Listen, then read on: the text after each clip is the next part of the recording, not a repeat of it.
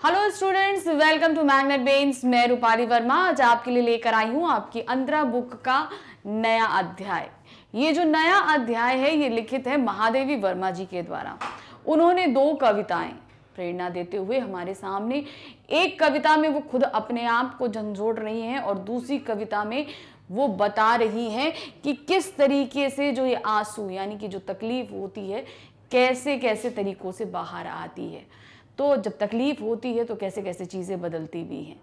तो सबसे पहले जो हम देखेंगे वो हमारी एक कविता है जाग तुझको दूर जाना, और दूसरी कविता है सब आंखों के आंसू उजले। तो ये 2 कविताएं हमारे इस पाठ के अंतर्गत दी गई हैं महादेवी जी वर्मा द्वारा। तो सबसे पहले हम जो देखेंगे वो हमारी पहली कविता है। पहली कविता हमारी क्या है?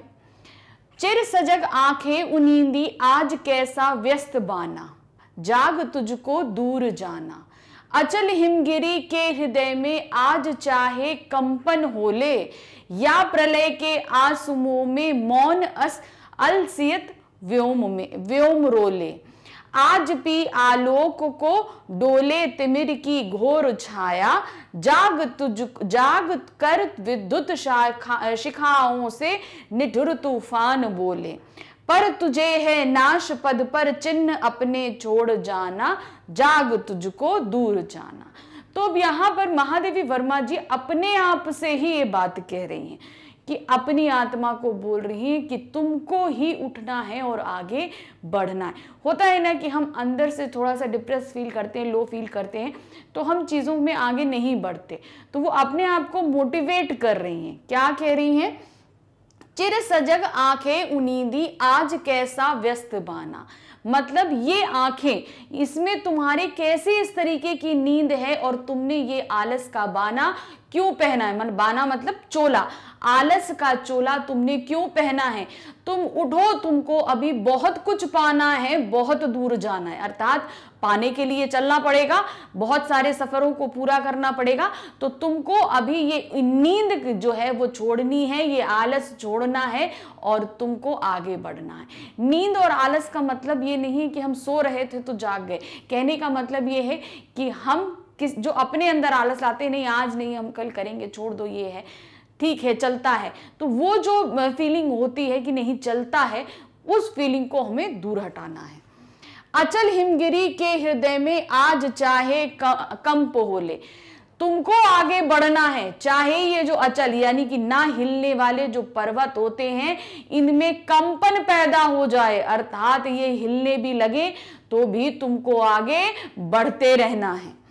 या प्रलय में आंसुओं में मौन असलियत व्योम होले, और क्या है कि अगर ये जो व्योम मतलब ये जो आकाश है इसमें से बारिश होने लगे, आंसुओं की बारिश होने, अर्थात तुमको कितनी भी तकलीफ हो, कुछ भी हो, ये बादलों की तरह तुम्हारे बादल से जैसे बारिश होती है उस तरीके से तुम्हारी आंखों से पानी बरसने लगे, तब भी तुमको आगे बढ़ते रहना है।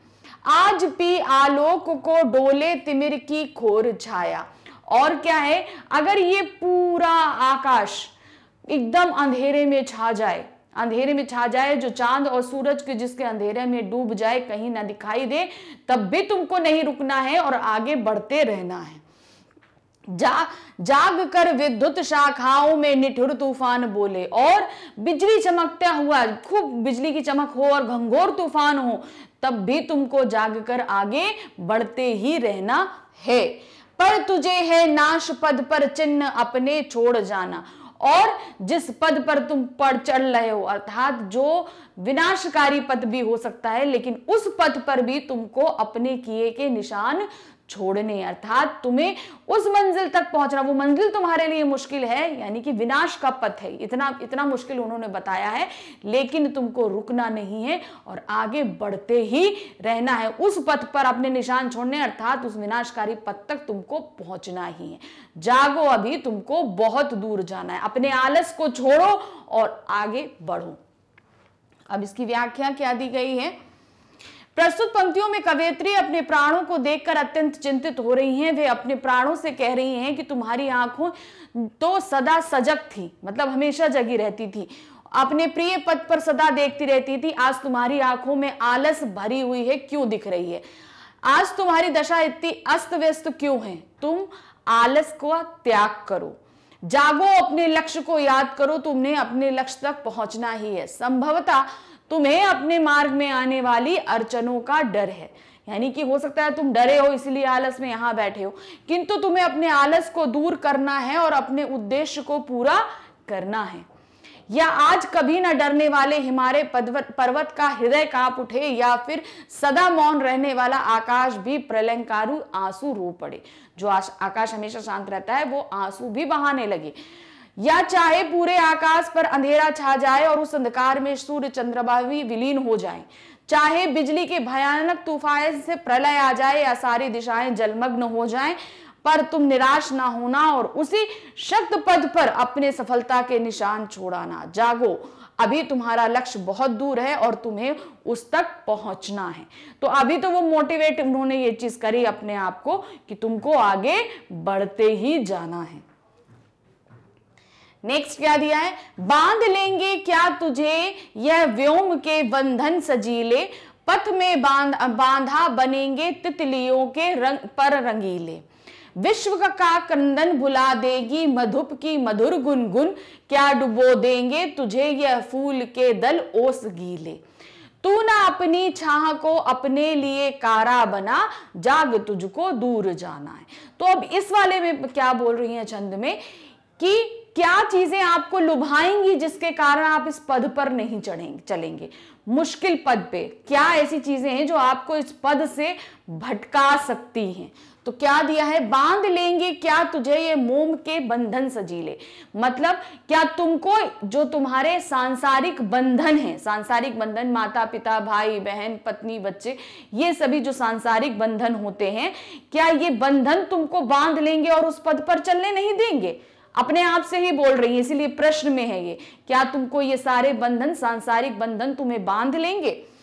पंथ की बाधा बनेंगे तितलियों के पर रंगीले। और ये जो आकर्षक चीजें हैं, आकर्षक चीजें यानी कि भोग विलास की जो रंग बिरंगी चीजें यहाँ इस जीवन की रंगीली आशाएं हैं, क्या इस आकर्षण में भी बंध कर तुम रुक सकते हो, उस पथ पर नहीं जाओगे? विश्व का क्रंदन भुला देगी मधुप की मधुर गुनगुन। और ये विश्व में जो अत्याचार व्याप्त है, जो यहाँ के लोग रो रहे हैं उस अत्याचार के कारण, क्या उस अत्याचार को भुलाकर तुम जो यहाँ के भोग विलास की जो मधुप गान है, जो यहाँ की रंग ललियां हैं, संगीत हैं, क्या इसमें तुम वो सारा क्रंदन, विश्व का जो रोना है, वो सभी को तुम भुला दोगे? क्या डुबो देंगे ये तुझे यह फूल दल के ओस गीले। तो ओस, फूल दल के ओस का मतलब यहां पर है जो आकर्षक वैभव की चीजें होती हैं, जो हमें आरामदायक जो हमें चीजें होती हैं, ये सब चीजें। तो ये जो आरामदायक चीजें हैं जो आपके शरीर को आराम दे रही हैं, क्या ये सारी चीजें तुमको इसी संसार में डुबो देंगी? फूल की ओस मतलब ये जो संसार है वो फूल है, और ओस मतलब इसमें जितने भी अट्रैक्टिव चीजें होती हैं जो हमको रोकती हैं, आराम की चीज होती हैं, गाड़ी बंगला पैसा वैभव, ये सब चीजें। तो क्या ये सारी चीजें फूल की ओस की तरह तुमको अपने ही मद में डुबो लेंगी? तू ना अपनी छाह को अपने लिए कारा बना, जाग तुझको दूर जाना है। तुम अपने आप को इन सभी वैभवों से दूर रखो, क्योंकि तुम्हारा लक्ष्य अभी दूर है। ये जितना भी वैभव है ये तुम्हें अपने आप में बांधने की कोशिश करेगा, तुम्हें इसे अपने आप से दूर रखना है, बाहर निकलना है, क्योंकि तुम्हारा लक्ष्य बहुत दूर है और तुम्हें बहुत दूर तक जाना है। तो इसमें क्या दिया है? प्रस्तुत पंक्तियों में कवयित्री अपने प्राणों को संसार के मोह माया से दूर रखने का आग्रह कर रही हैं। क्या मोम की तरह पिघलने वाले सांसारिक आकर्षक बंधन तुझे बांध लेंगे? क्या तितलियों की रंगीन पंखों से सुंदर संसार के सुख साधन तुम्हारे लक्ष्य में बाधक बन जाएंगे? मतलब जो चीजें हमें अट्रैक्ट करती हैं वो सारी चीजें तुम्हें क्या इस मुश्किल पथ पर नहीं जाने देंगी, तुम्हें अपने आकर्षण में बांध लेंगी? क्या इस संसार के आकर्षण और मधुर गुनगुन में तुम भूल बैठोगे समाज के दुख और व्यथा को, और इस संसार का जो बहुत ही प्यारा संगीत सुनहला है, उसमें ये संसार जिन लोगों को तकलीफ है उनके सभी के रोदन को तुम भूल जाओगे? क्या इन सांसारिक फूलों पर जो ओस है तुम उसमें इतना डूब जाओगी कि अपने कर्तव्यों को भुला बैठो? तुम अपनी चाहत की कैद में अपने लक्ष्य से भ्रमित नहीं हो सकती। जागो, तुम्हें अपने लक्ष्य को पूरा करना है, अभी तुम्हें और बहुत आगे जाना है। वज्र का उर एक छोटे अश्रु कण में धो गलाया, दे किसे जीवन सुधा दा घूंट मधुरा मांग लाया।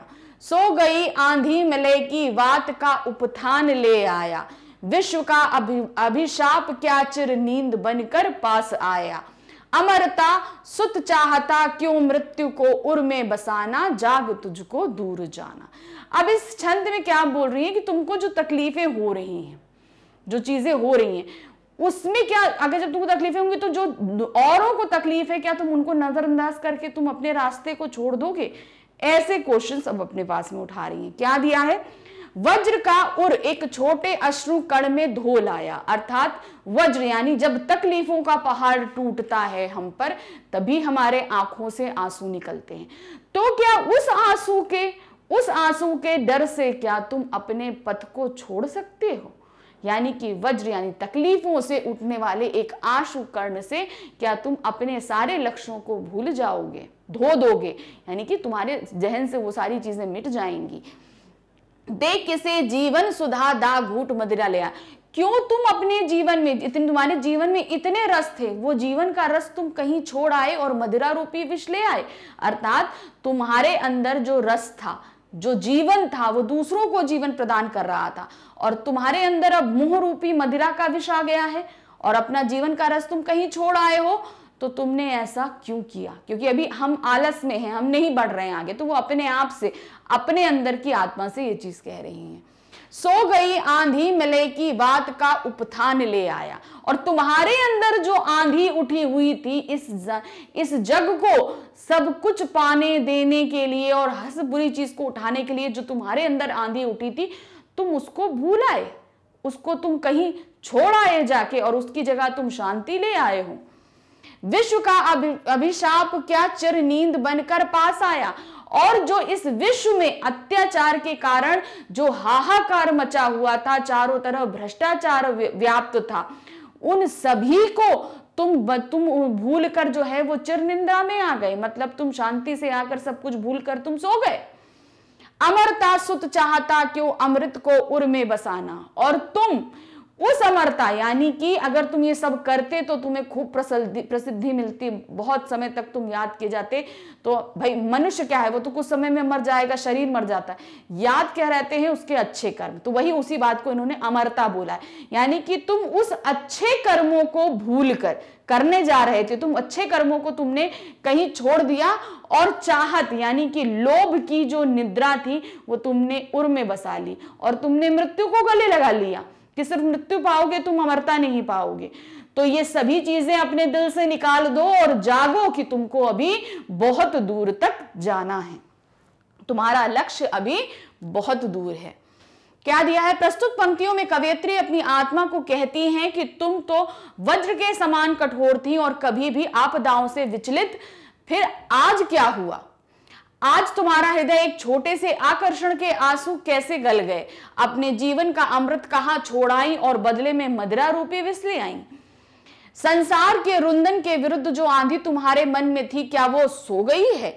उसका स्थान किसी काल्पनिक सुख के मलय ने ले लिया, मतलब काल्पनिक सुख की चाहत ने ले लिया है। तुम अपने उद्देश्य से भ्रमित होती जा रही हो। विश्व में जो अत्याचार रूपी अभिशाप फैल रहा है, उसको दूर करने के लक्ष्य की जगह अब आलस्य ने ले ली है। संसार की पीड़ा को देखकर तुझे आलस्य कैसे आ सकता है? तुम मृत्यु को अपने हृदय में बसाना चाहती हो, मृत्यु से पूर्व तुम्हें अपने लक्ष्य तक पहुंचना है।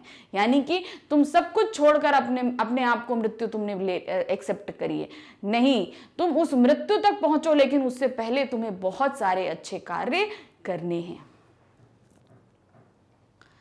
कहना ठंडी सांस में अब भूल वह जलती कहानी, आग हो उर में तभी द्रग में सजेगा आज पानी। हार भी तेरी बनेगी माननी जय की पताका, राख क्षणिक पतंग की अमर दीपक की निशानी। है तुझे अंगार शैया पर मृदुल कलियां बिछाना, जाग तुझको दूर जाना। तो अब यहां पर क्या कह रही हैं कि जब तक तुम अपने आप को कष्ट नहीं दोगे, तब तक तुम्हें अपने पथ में सफलता नहीं मिलेगी। तो अब क्या क्या होगा, अब ये उदाहरणों के तौर पे आप समझा रही हैं कि कैसे कैसे लोग कष्ट सहते हैं जीवन के लिए। कह न ठंडी सांस में अब भूल वह जलती कहानी। अब तुम ठंडी सांस नहीं, मतलब चैन की सांस नहीं लो। ठंडी सांस का मतलब क्या है, हम थक के हार के बैठ जाते हैं तो ठंडी सांस लेने पड़ते कि नहीं अब हमसे आगे नहीं बढ़ा जाएगा। तो वही चीज का है कि अब ठंडी सांस को भूल जाओ और अपनी जलती कहानी, यानी कि अपने आगे पथ पर तुम्हारे साथ हुए अत्याचार या तुमको जिस पथ पे चलना है वो उन मुश्किल पथों को याद करो। आग हो उर में तभी द्रग में सजेगा आज पानी। क्योंकि तुमको याद क्या करना है, अपने कष्टों को, तभी तुम इन रास्तों पे आगे बढ़ पाओगी। और जब तुम अपने कष्टों को याद करोगी तुम्हारा हृदय जल उठेगा और तुम्हारी आंखों में पानी आ जाएगा। तो वही दिया है ना, आग हो उर में तभी द्रग में सजेगा आज पानी। और जब दिल में कष्ट होता है तभी आंखों में आंसू होते हैं, और यही आंसू हमें प्रेरित करते हैं आगे बढ़ने के लिए। हार भी तेरी बनेगी माननी जय की पताका। और ये आंसू जो हार की निशानी होते हैं, इन्हीं जब हम हार जाते हैं तभी हमारे अंदर फिर से करके उठ के जीतने की इच्छा जागती है। तो वही उन्होंने बोला कि जब तुम्हारे आंख में पानी आएगा तो ये तुम्हारी हार की निशानी होगी, और अपनी इसी हार को अपनी कोशिशों से अपनी जय को, यानी कि अपने अच्छे कर्म करो और जय पाओ, अपनी विजय पाओ अपने पद पे, और उस विजय की पताका यानी कि झंडे को लहराओ। राख क्षणिक पतंग की अमर दीपक की निशानी। और क्या होता है, जिस प्रकार दीपक में एक पतंगा क्षण भर में जल जाता है मगर दीपक को अमर कर जाता है, दीपक की लौ को अमर कर जाता है, अपने आप को मार जाता है, उसी तरीके से तुम्हें भी इस पद में अगर जलना पड़े तो जल जाओ, मगर इस पद के कर्म को अमर करके जाओ। है तुझे अंगार शैया पे मृदुल कलियां बिछानी। और ये जो तुम्हारी सब जगह जो भ्रष्टाचार व्याप्त है, सब कुछ है, ये अंगार की सैया है, यानी कि इस पे बहुत ही मुश्किल है। और यहाँ पर तुम्हें क्या सब कुछ सही करना है, अच्छा करना है, अर्थात कलियां बिछानी है। जाग तुझको दूर जाना, अर्थात तुमको बहुत आगे तक जाना है। इसका क्या है, प्रस्तुत पंक्तियों में कवयित्री अपनी आत्मा को जगाते हुए कहती हैं कि अब उस पुरानी विधा की कहानी को भूल जाओ, यानी कि पुरानी जो तकलीफें थी उनको भूल जाओ और ठंडी सांस मत भरो। जब हृदय में आग होती है तब आंसू भी होंगे, विरह की आग से ही आंखों में आंसू आते हैं। जिस प्रकार दीपक के जलने वाला पतंगा राख हो जाता है पर दीपक को अमर कर जाता है, उसी प्रकार अपने उद्देश्य की प्राप्ति के मार्ग में अगर मृत्यु भी हो जाए तो भी विजय के समान है। अपने पथ के कष्ट रूपी अंगारे को सहकर उन पर अपने सुख रूपी नर्म कलियां बिछाना ही तुम्हारा कर्तव्य है। यानी कि जिस पथ पर तुम जा रहे हो वो मुश्किल है, तो उस पे तुमको चलना है और उस पे चल के दूसरों के लिए वहां पर नर्म कलियां यानी कि सुख को लेकर आना है। अतः जाग जाओ और अपने सुखों का त्याग कर अपने पथ पर अग्रसित हो जाओ, तुम्हारा लक्ष्य अभी दूर है।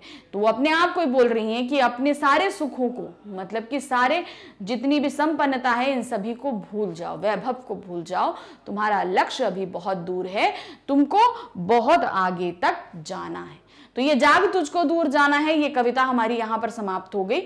अब इसी के साथ इसी पाठ में हमारे पास महादेवी वर्मा की दूसरी कविता भी दी हुई है।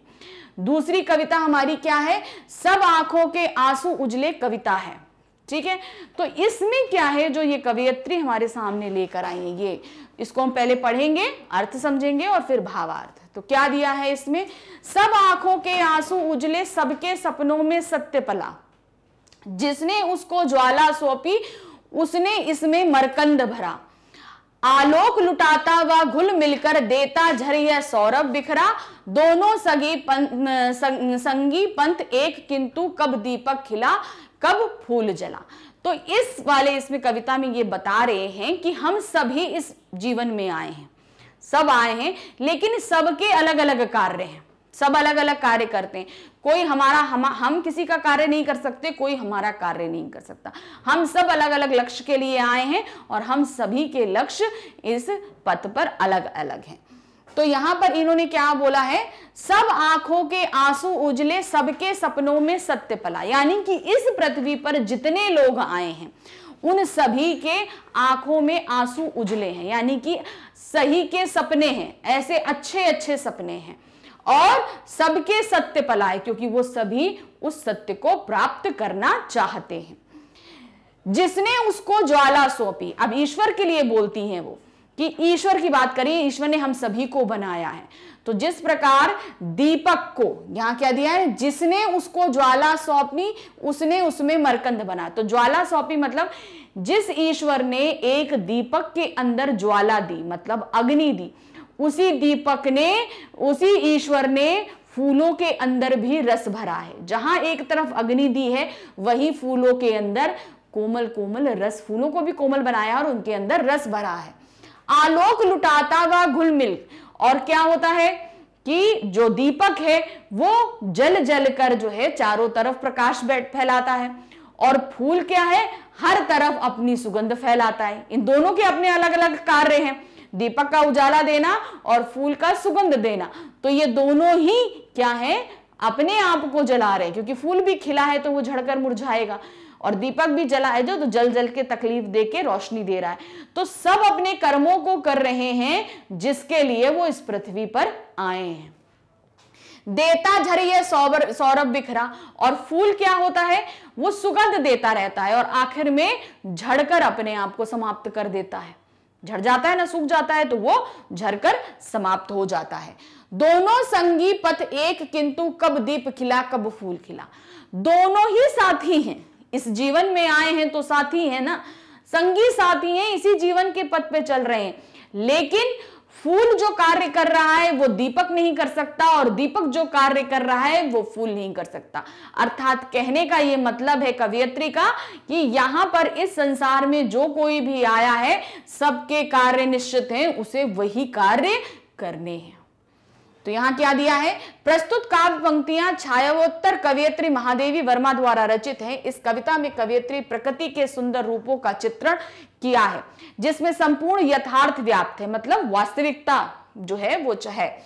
इतना ही नहीं, प्रकृति की सुंदरता मनुष्य की ऊंचाइयों तक पहुंचने में किस हद तक मदद करती है, इस कविता में वैसे ही जिक्र किया गया है। प्रकृति मनुष्य की मित्र है, जिससे एक बार मनुष्य अगर दोस्ती कर ले तो बस उसका हर सपना साकार आसानी से हो सकता है। तो चलिए जानते हैं क्या है इस कविता की प्रथम पंक्ति में कवयित्री कहती हैं। सब आंखों के आंसू उजले, अर्थात हमारी आंखों में जो भी आंसू बहते हैं ये सभी आंसू उजाले का प्रतीक है। यानी कि हमारे आंखों में भी जो आंसू आ रहे हैं, तकलीफ है, हमको क्यों तकलीफ, हमें तकलीफ होती है जब हम आंसू बहा लेते हैं, हमारे अंदर का रोष निकल जाता है तो हमें आगे का रास्ता साफ दिखने लगता है। यानी कि वो आंसू बहने के साथ ही हमारे जो दिमाग है, वो आंखें वो खुल जाती हैं और हमें आगे का रास्ता क्लियर रूप में दिखने लगता है। यानी एक नई सुबह का प्रतीक है। इतना ही नहीं, कवयित्री हमें यह भी बताने का प्रयास किया है कि हर एक व्यक्ति तभी रोता है जब वह उदास होता है या वह बहुत खुश होता है। बिना कारण को व्यक्ति कभी नहीं रोता। अर्थात जब कोई व्यक्ति रोता है तो उसकी आंखों से जो आंसू बहता है वह एक सत्य का प्रतीक होता है। यहां पर आंसू को सत्य का भी प्रत्येक कवयित्री ने बताने का प्रयास किया है कि ये जो आंसू है ये सत्य है। जैसे ये प्रकृति, ये संसार सत्य है, उसी तरीके से हमारी आंखों से बहने वाला आंसू भी एक सत्य है। फिर कवयित्री कहती हैं सबके सपनों में सत्य पला है, अर्थात हर व्यक्ति सपना देखता है और उन सपनों को पूरा करने के लिए एक मंजिल निर्धारित करता है, जहां तक पहुंचने के लिए वह हर संभव प्रयास भी करता है। यदि मनुष्य चाहे तो अपने हर सपने को साकार कर सकता है और उसके सपने को साकार करने में प्रकृति अहम भूमिका निभाती है। मगर मनुष्य प्रकृति की मदद तभी पा सकता है जब वह प्रकृति से दोस्ती करेगा। कविता में कुछ उदाहरण प्रस्तुत किए गए हैं जिनके माध्यम से कवयित्री ने कुछ बताने का प्रयास किया है। जैसे जिसने उसको उजाला सौंपा, यानी ईश्वर ने एक दीप को एक रोशनी प्रदान किया जिसके माध्यम से वह संपूर्ण अंधेरे को खत्म करने की शक्ति रखता है। ईश्वर ने फूलों को मरकंद अर्थात रस दिया है, जिस कारण फूल हमारे पर्यावरण को सुगंधित करते हैं। जब फूल की आयु समाप्त हो जाती है तो वह भी पंखुड़ियों के साथ झड़ जाती है। यहाँ कुल एवं दीपक एक दूसरे के पूरक हैं, दोनों ही पथ प्रदर्शक हैं, मगर दोनों के काम करने का बिल्कुल ही अलग अलग है। इन दोनों का अस्तित्व भी अलग है। ये दोनों अपने अस्तित्व को बनाए रखने के लिए अपना अलग पथ चुनते हैं। एक दीपक कभी खिल नहीं सकता और एक फूल कभी जल नहीं सकता, अर्थात दोनों के कार्य अलग अलग हैं। जब प्रकृति ने, ईश्वर ने प्रकृति को ही अलग अलग कार्य सौंपे हैं, तो हमारे सबके सपने भी अलग हैं। तो हमारे आंखों से जो आंसू निकल रहा है वो सत्य है, और हमारे वो सत्य ही हमें सपने की ओर लेकर जाता है। आगे की पंक्तियां हैं, वह अचल धरा को भेंट रहा, शत शत निर्झर में हो चंचल, चिर परधि बना भू को घेरे, इसका निर्मल उर्मित करुणाजल, कब सागर उर पाषाण हुआ, कब गिरी में निर्मल तन बदला। अब इसमें क्या चीज दी हुई है आपके, कि यहां पर क्या दिया है, वह अचल धरा को भेंट रहा, यानी कि ये सभी धरा को भेंटे, मतलब धरा को भेंट के रूप में मिले हैं, चाहे वो फूल हो, दीपक हो, या हम सभी के सपने हो। ये प्रकृति में प्रभावित सारी चीजें जो है पृथ्वी में हैं। शत शत निर्झर हो चंचल चला, और हर जगह क्या है, ये झरने के रूप में बह रहा है। क्या चीज बह रहा है, आप देखो, हम लाइन वाइज समझा रहे हैं, फिर इसको कंबाइन करके, क्योंकि पहली लाइन का अर्थ आखिरी लाइन से संबंधित है। तो क्या दिया, शत शत निर्झर में हो चंचल, यानी कि निर्झर यानी कि झरने में चंचल रूप में वो प्रभावित होता है। चिर परधि बना भू को घेरे, यानी कि भू को, पृथ्वी को वो घेरे हुए पड़ा हुआ है। यहां पर बात हमारी हो रही है जल को लेकर, पानी को लेकर। इसका नित उर्मिल करुणा जल, और क्या करता है, ये करुणा जल बहाता है। तो अब यहां पे हम शुरू करते हैं, वह अचल धरा को भेंट रहा, अर्थात क्या है कि बादलों से पानी जो है वो इस पृथ्वी को भेंट के रूप में मिला है, और कहां बरसता है, वो पहाड़ों पे। वो पहाड़ जो कहते हैं ना कि पत्थर जो होते हैं उनमें कोई एहसास नहीं होता, लेकिन उन्हीं पत्थरों के दिल से जो है झरने निकलते हैं, और वो झरने क्या है, चंचलता है, और वो जीवन प्रदान करता है। चिर परिधि बना भू को घेरे, अब क्या है, वही पानी इस पूरी धरती में को घेरे हुए, पूरी धरती को घेरे हुए, हर तरफ सागर है, तो वही पानी क्या है, घेरा डाले हुए है चारों तरफ। इसका नित उर्मिल करुणा जल, और क्या है, ये करुणा का जल है। यानी कि कहते हैं कि पत्थर जो है वो कभी भी दूसरों को सुख नहीं दे सकते, लेकिन यहां पर क्या है, उन्हीं पत्थरों से वो करुणा जल निकल रहा है, उन्हीं पहाड़ों से निकल रहा है जो लोगों को जीवन प्रदान करता है। वो निर्मल जल जो है उन्हीं के हृदय से प्राप्त होता है। कब सागर उर पाषाण हुआ, कब गिरी ने निर्मल तन बदला, और यहाँ पे जो सागर है वो पत्थरों पे आया, और उनने पाषाण में भी, यानी कि पत्थरों में भी जीवन को फूका है। सागर के पत्थरों में भी क्या होता है, जीवन होता है ना, वहां पर बहुत पत्थर, जितने भी पत्थर होते हैं उन सभी में कहीं ना कहीं जीवन छिपा होता है। तो वो सागर के उर में, यानी कि हृदय में जो पत्थर हैं उनमें भी जीवन का वास होता है। कब गिरी में निर्मम तन बदला, और गिरी जो पत्थर का है, जिसके अंदर कोई जीवन, यानी कि पहाड़ जिसके अंदर कोई जीवन नहीं होता, और उसने भी हमको निर्मल जल दिया है, हमको निर्मल जल के रूप में हमें जीवन प्रदान किया है। अब ये प्रकृति का पूरा वर्णन कर रही है, कैसे कैसे हमारे सामने में आ रहा है। कवित्री यहां पर कहती हैं कि धरती पर प्रकृति में बादलों के माध्यम से सैकड़ों करोड़ों पानी प्रवाहित होता है, बादलों के माध्यम से आता है। तारों से निकलने वाले झरने धरती को एक उपहार के रूप में प्राप्त हुए हैं। जाहिर सी बात है, अगर ये उपहार हमें बादलों के रूप से नहीं प्राप्त हुआ होता तो हमारी पृथ्वी पर जीवन ही नहीं होता। पहाड़ों ने धरती को उपहार के रूप में झरने प्रदान किए, जिससे धरती में निवास करने वाले हर प्राणी की प्यास बुझ सके। वास्तव में पहाड़ अर्थात पत्थर दिल के लोग अक्सर बातों बातों में कहते हैं, क्या रे उसका दिल तो पत्थर का है। अक्सर पत्थर दिल वाले के हृदय में कोमलता या अच्छाई का भाव नहीं होता, मगर यहाँ पर यह पहाड़ करुणा का सागर है। क्यों? क्योंकि वो जीवन दे रहे हैं, उसी पानी से तो हमको सबको जीवन मिल रहा है, जो सुंदर प्रकृति को झरना प्रदान कर इस प्रकृति की सुंदरता को बनाए रखने में मदद करता है। पृथ्वी के प्यास को बुझाने का कार्य या प्रकृति योजना यह पर्वत करता है, अर्थात ये प्रकृति, ये पहाड़ योजना कितना निर्मल और कितना करुणा से भरा है। यह सब इस बात का प्रतीक है। वहीं दूसरी ओर सागर की लहरें इस संपूर्ण पृथ्वी के समस्त मानव जाति के समग्र प्राणी की रक्षा कर रहा है। उसने बोला ना, परिधि, चारों तरफ से परिधि के रूप में घेरे। क्यों? यही पानी हमारी रक्षा भी कर रहा है, क्योंकि हम जानते हैं हमको जीवन भी, हमारी पृथ्वी को इसी जो है खारा पानी हम पी नहीं सकते, लेकिन जीवन इस पृथ्वी पर उसी के कारण संभव है। अर्थात यह सागर ऐसा करके अपने अंदर मौजूद करुणा को उजागर करता है। समुद्र एवं जन नायक दोनों ही प्रकृति के हित में, मानस के हित में अपना अहम भूमिका निभा रहा है। प्रकृति के सभी रूप, चाहे वह पत्थर हो या आंसू, ये सभी मानव के हित के लिए हैं। तो उन्होंने कहा, बोला कि वो पत्थर जिसके कुछ भी नहीं होता, उससे से पानी निकल रहा है, वो भी मानव के हित के लिए ही है।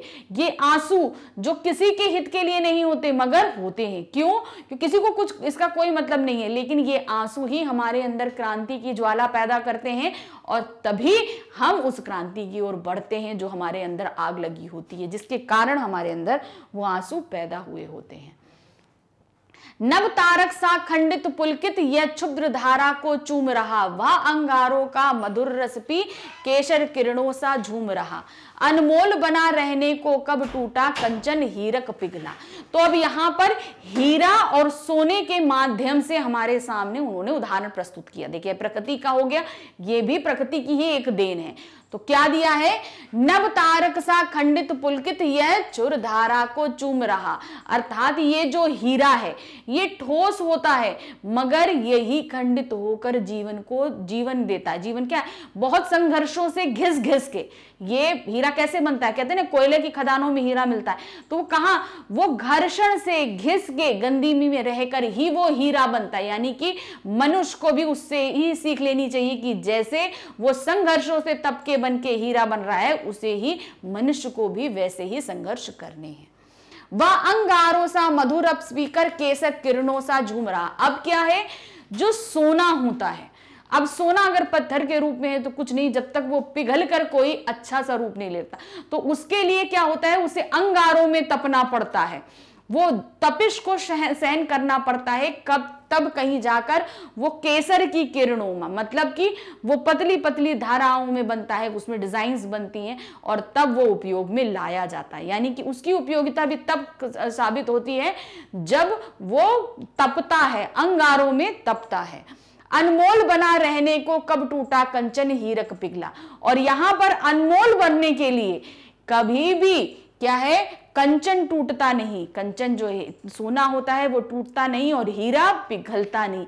यानी इन दोनों के अलग अलग स्वरूप हैं और ये दोनों ही अपने आप में अनमोल है। तो प्रकृति का एक ये रूप इन्होंने बताया कि दोनों अपनी अपनी जगह अलग अलग कार्य करते हैं, मगर दोनों ही संघर्षों से और तप के बाहर निकलते हैं। कवित्री इन पंक्तियों में स्वर्ण धातु एवं हीरो के माध्यम से बताने का प्रयास कर रहे हैं कि प्रकृति अलग अलग होती है। इन दोनों के माध्यम से कवित्री ये बताने का प्रयास किया है कि जिस तरीके से हीरा अपना चमक नहीं बदलता और सोने का मोल नहीं बदलता, ठीक उसी प्रकार से मानव को अपना आचार और व्यवहार कभी नहीं बदलना चाहिए। जैसे ये अपने रूप को नहीं बदल सकते, उसी तरीके से हमारा जो व्यवहार है वो कभी भी बदलना नहीं चाहिए। कहने का तात्पर्य है कि मनुष्य को अपने अंदर मौजूद किसी भी गुण को किसी भी लोगों के कारण कभी नहीं बदलना चाहिए। एक मनुष्य जैसा गुण लेकर इस सृष्टि में आया है, उसे उस गुण को हमेशा यह कोशिश करनी चाहिए कि वह गुण हमेशा बढ़ता रहे, उसकी गुणवत्ता में कभी कोई कमी नहीं आए। तो जो गुण लेकर पैदा हुआ वो घर्षण, यानी कि जैसे हीरा है, वो घर्षण के कारण ही हीरा बनता है। माना इस पृथ्वी में वो जो गुड़ भी लेगा, वो गुड़ लेकर आया था हीरे के, नहीं तो कोयला ना बन जाता। गुड़ लेके आया था, मगर उसे घर्षण हुआ, कोयले की खदान में घर्षण हो के तब वो हीरा बना। तो वो गुड़ लाया था। यहाँ पे पड़ने वाली मुश्किलों, जैसे मनुष्य है, यहाँ पर पड़ने वाली मुश्किलों से उसे कभी भी घबराना नहीं चाहिए और अपने गुणों को कभी भी परिस्थिति के अनुसार बदलना नहीं चाहिए। सोने को भी चमकने के लिए आग की तपिश को सहन करना पड़ता है, उसी प्रकार मनुष्य को भी अपने जीवन में आगे बढ़ने के लिए हर तरीके की चुनौतियों का सामना करना चाहिए, ना कि उन चुनौतियों से पीछे हटकर चुपचाप एक कोने में बैठना चाहिए। अर्थात आपके जीवन में कितनी भी कठिनाइयां आए, आप बिल्कुल उन कठिनाइयों से डटकर सामना कीजिए, अपने अंदर के स्वभाव को किसी के लिए मत बदलिए। तो जहां हीरा और सोना भी अपने रूप को नहीं बदलते कठिनाइयों के कारण, मतलब आग की तपिश और घर्षण के कारण वो अपने अंदर के गुणों को नहीं बदलते, अपने स्वभावों को नहीं बदलते, उसी तरीके से हमें भी परिस्थितियों में आने वाली मुश्किलों को लेकर कभी अपने स्वभाव को नहीं बदलना चाहिए। नेक्स्ट है नीलम मरकत के संपुट दो, जी में बनता जीवन मोती, इसमें ढलते सब रंग रूप, उसकी आभा स्पंदन होती, जो नभ में विद्युत मेघ बनावा, रज में अंकुर हो निकलता। तो अब यहां से फिर इन्होंने हमको बताया, क्या बताया, नीलम मरकत के संपुट तो जी में बनता जीवन मोती। अर्थात जिस प्रकार समुद्र की गहराई में सीप के दो पुटों के बीच में बहुत ही अनमोल मोती का निर्माण होता है, उसी तरीके से इस नीले आकाश और इस हरी पृथ्वी के बीच में मनुष्य का जन्म होता है। अब इन्होंने सीप से ही इन्होंने मनुष्य के जन्म को सिमिलर किया है, जिसमें ढलते सब रंग रूप, अर्थात उस मनुष्य के अंदर सब तरह के रंग रूप पलते हैं, सब में किसी में कोई रंग रूप, कोई कर्म, हर मनुष्य में हर अलग अलग तरीके के रंग रूप होते हैं, उसकी आभा स्पंदन होती। जिस प्रकार मोती हर सीप में अलग अलग तरीके का मोती मिलता है, उसी तरीके से मनुष्य भी अलग अलग तरीके के होते हैं, उन सबके भी रूप रंग गुण अलग अलग तरीके से होते हैं, लेकिन इन सभी, जैसे मोती की चमक अनमोल होती है, वैसे मनुष्य की भी चमक अनमोल, आभा एकदम अनमोल होती है।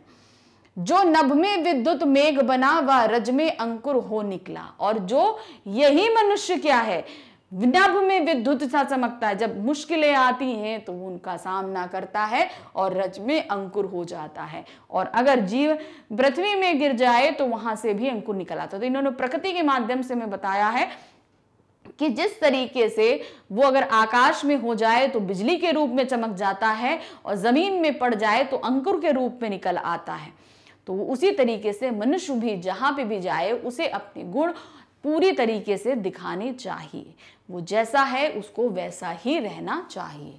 क्या दिया है, जिस तरीके से एक सीप के अंदर मोती का जन्म होता है, ठीक उसी प्रकार ऊपर सुनहरे नीले आकाश एवं नीचे घना समान हरे घास पर के मध्य मनुष्य का जन्म होता है। अर्थात संपूर्ण पृथ्वी के मध्य एक मनुष्य का जीवन यापन होता है, इसीलिए एक मनुष्य के अंदर के प्राकृतिक गुणों को कभी नहीं भूलना चाहिए। एक मनुष्य को भी उस मोती की तरह हमेशा चमकना चाहिए, जैसे मोती चमकती है वैसे मनुष्य भी चमकता है। फिर कवयित्री कहती है कि आकाश में जब बादल छाया होता है, उसके मध्य भी आकाश में वर्षा होने लगती है। अर्थात हर परिस्थिति में खुद को कभी नहीं बदलना चाहिए, परिस्थिति जो भी हो हमको नहीं बदलना है, क्योंकि यह प्रकृति भी अपने आप को कभी नहीं बदल सकती। हमेशा हमें अपनी प्रकृति से सीख लेनी चाहिए, जिस तरह अपना स्वभाव किसी और कारण से नहीं बदलते, उस तरीके से मनुष्य को भी अपना स्वभाव कभी नहीं बदलना चाहिए। तो प्रकृति अपने स्वभाव को नहीं बदलती, तो हमें भी अपने स्वभाव को कभी भी नहीं बदलना चाहिए। क्या दिया यहाँ पे, संतति के प्रति पग में मेरी सांसों का नव अंकुर चुन लो, मेरे बनने मिटने में नित अपने साधों के क्षण गिन लो, जलते खिलते जग में घुल मिलकर एकाकी प्राण चला, सपने सपने में सत्य ढला।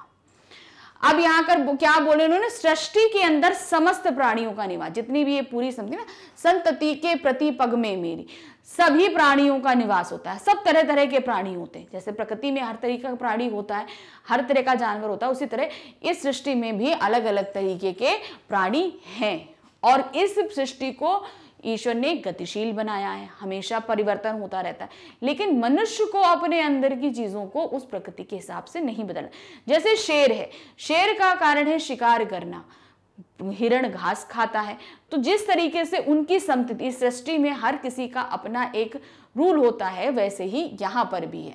क्या, प्रति पग में मेरी सांसों का नव अंकुर चुन लो। तो इस सृष्टि में जैसे ईश्वर ने सभी तरीके के प्राणियों को बनाया है, उसी तरीके से इस सृष्टि में हमें भी आकर अपने रूपों को चुनना है। कि हमें कैसा काम करना है, नव अंकुर भरना है या तबाही लानी है। तो वही उन्होंने यहां पर बोला है कि इस सृष्टि में मुझे आकर नव अंकुर फूकना है, हर पग पे एक नई उम्मीद सब अपने लिए भी और सबके लिए भी जगानी है। मेरे बनने मिटने में नित अपने साधों के क्षण गिन लो, और अपने सपने जो मेरे सपने हैं उनको बनने और मिटने, जब बनते हैं और मिटते हैं हर क्षण ऐसा होता है, बहुत सपने हम देखते हैं, मिटते हैं, बनते हैं। तो जैसे प्रकृति में हर चीजें परिवर्तन होती रहती हैं, उसी तरह हमारे सपने भी बनते और मिटते रहते हैं। तो साधों को, उन्हीं क्षणों को हमको गिनना है, हमें उन्हीं क्षणों का ध्यान रखना है कब हमारे सपने बन रहे हैं और मिट रहे हैं। जलते खिलते जग में घुल मिलकर एकाकी प्राण चले। और ये जग जो हर समय अपनी प्रवृत्ति बदलता रहता है, हर समय सब कुछ घटता रहता है, कहीं कुछ अच्छा हो रहा है, कहीं तो जलता बुनता रहता है, यानी कि यहाँ पर कुछ ना कुछ गलत घटित होता रहता है। घुल मिलकर उसमें मुझे एकाकी प्राण बन के चलना, यानी कि उन सभी जो लोग बुरे हो जाते हैं, जिनको अत्याचार सहना पड़ता है, उनके लिए मुझे अच्छा बन के आगे चलते रहना है। सपने सपने में सत्य ढला, और अपने सपने में तो, मेरे सपने में तो सत्य है, और उन्हीं सपनों के साथ मुझे और दुखियारी लोगों के सपनों को जोड़कर उसी सत्य को लेकर आगे बढ़ते रहना है। तो क्या दिया है, इस काव्य पंक्तियों के माध्यम से कवित्री कहना चाहती है कि संपूर्ण सृष्टि के अंदर ही समस्त प्राणियों का निवास है। हम भी निवास करते हैं और सभी निवास करते हैं। हमारी सृष्टि गतिशील है, इस गतिशील सृष्टि का कर्ता एवं धर्ता दोनों ही ईश्वर है। संपूर्ण सृष्टि हमेशा रूप स्वरूप बदलता रहता है, और इस सृष्टि में कभी बसंत आता है तो कभी फागुन आता है। तो उन्होंने क्या बोला, बदलता, यहाँ पे उन्होंने यहाँ मौसम के बदलता है, उसी तरह हमारे भी सपने मिटते बिटते रहते हैं। जिस तरह मौसम बदलते हैं, मौसमों में चेंजेस होते हैं, तो उसी तरह हमारे सपनों में भी चेंजेस होते हैं। ये उन्होंने उदाहरण के माध्यम बताया है। क्या दिया है, हर महीना अपने आप में भिन्न होता है, ठीक उसी प्रकार हर मानव भी अपने आप में भिन्न होता है। हर मानव अपने गुण अनुसार खुद को ढालने का प्रयास करता है, और जो मानव अपने गुण के अनुसार अपने जीवन को ढाल लेता है वही मानव जीवन में सर्वाधिक सफल भी होता है। हमें प्रकृति से सीख लेनी चाहिए, प्रकृति हम सभी मनुष्य का पथ प्रदर्शक है, यानी कि मौसमों के अनुसार अगर चेंजेस हैं तो ईश्वर, हर मनुष्य का भी अपने अंदर अलग अलग अनुभव है। तो हमें प्रकृति से सीखने के लिए बहुत कुछ उन्होंने इस कविता के अंतर्गत बताया है। मनुष्य को अपने जीवन में सफल बनने के लिए, लक्ष्य तक पहुंचने के लिए अकेला ही प्रयास करना चाहिए। जिस तरीके से प्रकृति बिना किसी मदद के हमेशा आगे बढ़ती रहती है, पीछे मुड़कर नहीं देखती, तो उसी प्रकार मनुष्य को भी प्रकृति जैसा बनना चाहिए। तभी एक मनुष्य अपना सपना सत्य करके अटल होगा। अपने सपने सत्य छिपा होता है, और जो कि सिर्फ परिश्रम के माध्यम से मनुष्य अपने सपने को साकार कर सकता है। तो हर मनुष्य के अंदर जो है एक सपना होता है, और सपना ही सत्य होता है। जब तक हम परिश्रम नहीं करेंगे तो सपना सत्य नहीं होगा। अपना भी हम सत्य कर पाएंगे और दूसरों के भी सपनों को हम सत्य कर पाएंगे, क्योंकि सभी के अंदर वो सत्य ढला होता है। तो इस तरीके से ये दोनों ही कविताएं महादेवी वर्मा जी की हमें कहीं ना कहीं प्रेरणा देते हुए गई। तो ये व्याख्याएं हम यही खत्म करते हैं, इसके प्रश्न उत्तर हम नेक्स्ट वीडियो में लेकर आएंगे। Thank you.